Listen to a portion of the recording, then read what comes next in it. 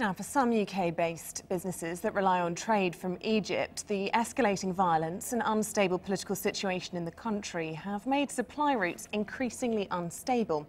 Joining me now from Blackburn is Cam Sharif, Director of Hookah Shop UK, the country's largest supplier of shisha pipes. Good afternoon to you, and thank you very much for your time. A very interesting perspective that you can give to us.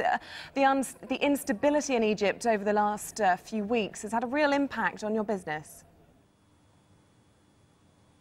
It has, Isabel, yes. We've been struggling to get supplies in for the last 3 months or so. We were one of the lucky ones. We've just managed to get in a shipment which left Egypt about 3 weeks ago. It just arrived last week. Normally we'd expect a shipment to arrive in about 4 weeks, but it's taking longer and longer, and prices seem to be shooting up quite a bit. I think the curfew is affecting things quite a bit, and obviously ports have been affected, trying to get products out of the country, supplies into the country. It's really had an impact on just about every component that we sell. I suppose it's very, very important for your suppliers as well to try and keep your business. Are you having to look elsewhere? We are, yes.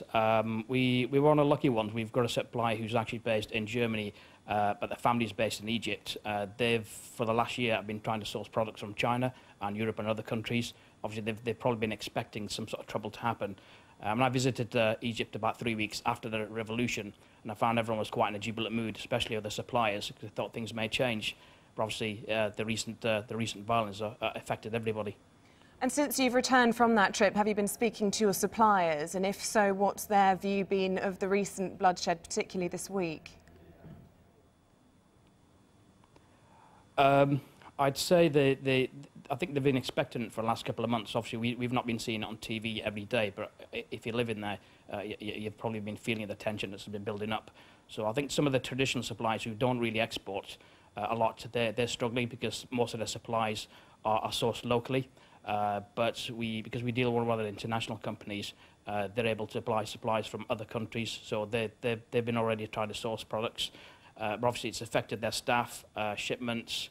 As you can see, some of the products behind it, a lot of our products have different components in it. Glass, so the glass factories have been affected, the metal factories have been affected, staff can't get to work. People obviously daily worries about food, looking after their families, and obviously just being able to protect their own properties. So trying to get out to work has been quite difficult, so it's affecting supply all the way down the chain.